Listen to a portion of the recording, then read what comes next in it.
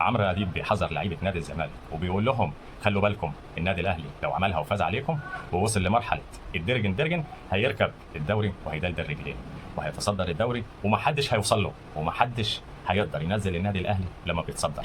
اسمعوا بيقول ايه للعيبه نادي الزمالك. الى كل لاعبي نادي الزمالك، يا ولاد انتم الاكثر موهبه، انتم الاكثر قوه، انتم المتقدمين الان في المركز الاول، انتم اهم لعيبه في مصر، انتم قادرون على تحقيق النصر. لو كسبنا يوم الاثنين الطريق مفتوح درجة للدرع. لو ما كسبناش يوم الاثنين لن نرى الدرع هذا العام.